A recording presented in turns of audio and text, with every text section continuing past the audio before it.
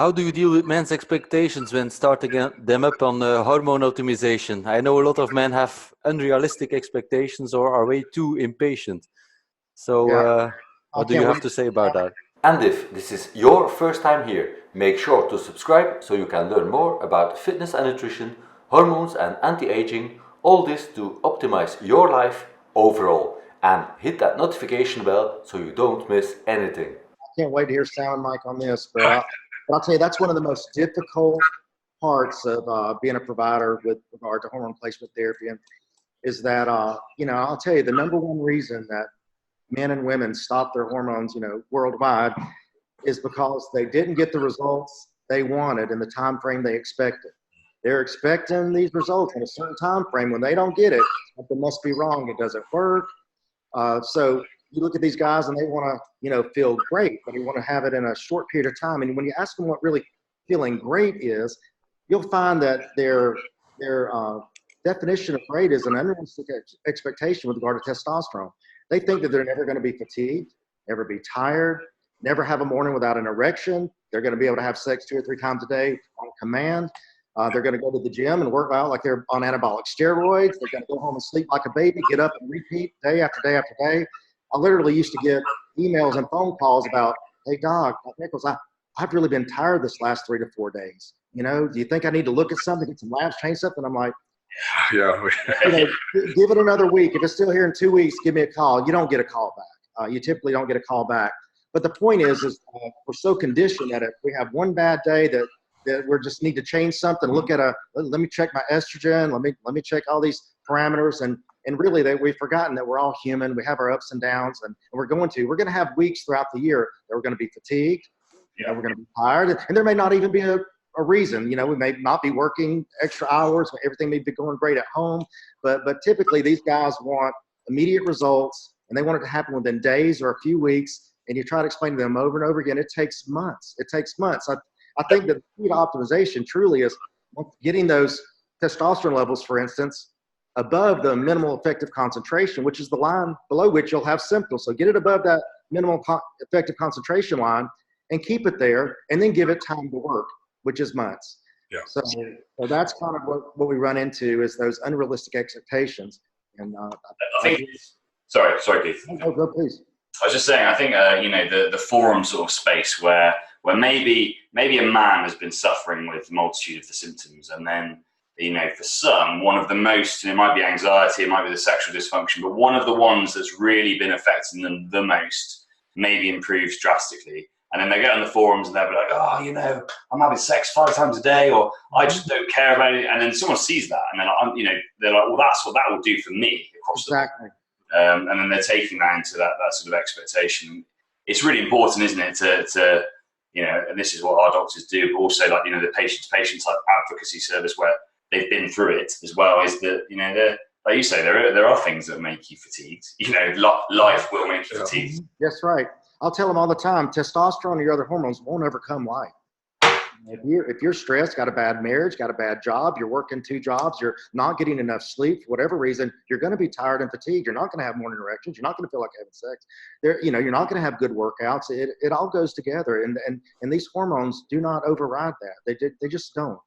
No, absolutely. And I think another thing is, when people first start, some of them are very eager to get back into the gym, start their physical training routine, and they overdo it. They might be even overtraining where the hormones can't compensate for that. And so then they got to dial back a bit and give your body some recovery time. But we've also seen people, and most of the I suppose the complaints of it not working, I don't feel anything, happen in the first few, I'd say 6 weeks to 6 months. But the ones that really stay the course, up to a year even, actually, you don't hear those complaints anymore. They're actually quite happy. Things are great. You ask them how they've been doing, and they say, it's been fantastic. I'm really glad I did it. But you remember back, 6 months earlier, and there was a different story. But you just have to stick with it. Mike, that's a good point. That's an excellent point. That it really, if you look at the literature, it takes up to a year, and a lot of guys quit it early. They give up on their, quote, protocol. I don't like that word. I don't have any protocol that I know of, but nonetheless, they just don't give it enough time. I think I see multiple errors made with regard to the treatment. Number one, they may not have enough. They may not get enough of a dose to really get them above that minimal effective concentration. And then number two, they don't give it long enough to work. And so you're right. You've got to really, I tell the guys, you got to be 3 to 6 months to start knowing something, 6 months to a year to really see some major benefits. And, you're right. In that first 4 to 6 weeks, if things aren't happening, they're ready to just change something or measure something. And I'll tell people, when you go start testosterone, I want people to understand there's 3 groups of men that come back to see you 4 to 6 weeks later when they first start. And if you really think about it, you got that guy that comes back, and this isn't the majority of men, but it does happen. You got a guy come back in 4 to 6 weeks after he starts, and he's great. He feels great. His levels are all beautiful. He's a winner. He doesn't have to do anything else. He's just go about life and live it to the fullest. Your second, which is the most common, is you got a guy that comes back. You have to start somebody on some dose and then adjust that dose up or down based on your results. So nonetheless, the second guy will come back and he'll be better, but his labs will not, be as good as they could be. So yeah, we'll raise that dosage a little bit and check in another 4 to 6 weeks, and we'll make some adjustments. Yeah. So that's the most common. Then the last guy, which is the most difficult to convince, but they end up always doing well if they'll just, as you said, Mike, if they'll just hold the course and stay with the program. It's this. The guy that comes back 4 to 6 weeks later, his numbers are just gorgeous. They're beautiful. They're as good as they could ever be. They're ones that you would want yourself. But yet they're not a lot better yet. That's the guy you have to say, man, you got to give it some time. You don't need to adjust your dosage at all. You just need to give it some time, and it will work. And if those guys do buy into that and truly give it time, they all do better. It works in everybody. We know what it does from a physiology standpoint. We know what testosterone does. So if you just give it enough time and you get it in enough of an amount, you'll do well. But there's also the tweakers, the ones that want to just kind of fine tune that adjustment here, adjustment there. They're kind of chasing this magical unicorn in a way. But there's also there's some people that actually, if the thyroid might be a bit off, which has a knock-on effect with the prolactin level being high. But usually, I think the doctors have seen the levels of prolactin usually go high just on their own from testosterone in quite a few of the patients when the first 6 months of treatment, and then usually falls back down to baseline. But every now and then, it's also related to the hypothyroidism or elevated TSH. And so sometimes that will also help knock out I've got no energy. And occasionally, sometimes it's the autoimmune disease, the Hashimoto's, the elevation of the antibodies that they still have the brain fog from. And that's usually something that that could be addressed with sometimes diet or again thyroid treatment. It helps. And I really that's a good point with regard to the thyroid. So let's get back to that for a second, because when a man comes in, a lot of the symptoms of underactive thyroid, they don't really meet criteria for hypothyroidism. Let's just call it thyroid deficiency. They're having symptoms of that. The problem is they overlap with testosterone a lot. So the dilemma comes in. And a guy that has pretty decent, let's say, thyroid function test. We're not talking about the guy that comes with a TSH of 4 or 5. That's a no-brainer. But let's say he has pretty decent, but he has all these symptoms. Do you start it right off the bat, or do you get them optimal in your testosterone, see what's left over, and then start them? When it comes to men, I typically, once again, fairly decent thyroid function studies, I will start them on testosterone first, get them optimal, and then see if all those symptoms resolve. If they still have a component of fatigue that doesn't resolve, or erectile dysfunction, then I really like to optimize the thyroid in a man at that point. Some men come in, their thyroid function tests are so bad, they're so fatigued, you just know you're gonna need it right off the bat, so you do start it right off the bat with them.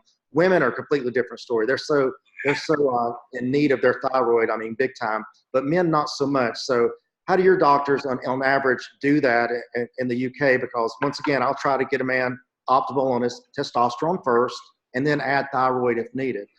It's quite literally that. It's the same thing. It's unless they're obviously really unwell, and the doctor deems it suitable to start that first. Yeah. But likewise, we've had a testosterone that was sort of middle of the range, symptoms, but severely hypothyroid that was treated with just thyroid, and then the testosterone levels came right back up. So it's absolutely, I think it's the doctors very much focused on minimal intervention, for that maximum outcome. And we do, I've seen the blood levels and the symptom resolution where it's just been testosterone, and then that everything else is sort of thyroid wise is improved. But I think that's where the education is key from the doctor. And then, we often have people reminding, like we say, from the the patient support sort of aspect. But you may have some thyroid issues going on here, and we're going to see if the testosterone treatment helps that.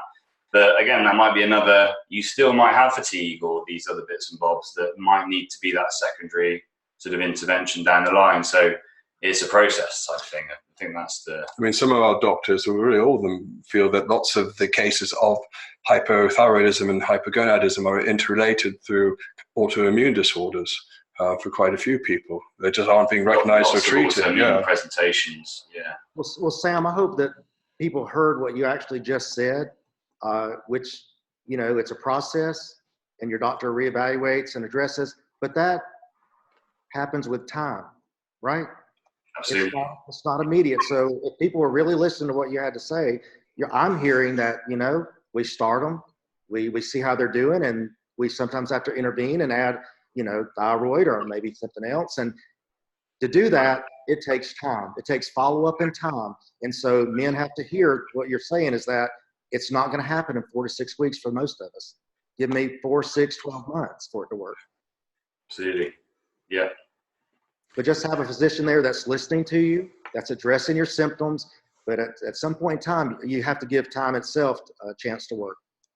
I think that's what they like about our support service, that we also offer the patient advocacy and support, where you can bounce ideas off of other medical case managers. Hey, what was it like when you're on treatment? And that kind of somewhat holds their hand throughout the process. So they're feeling, okay, someone's here, they're relaying this to the doctor, and it's an extra set of eyes and ears for the doctors. So that's getting even better information for them.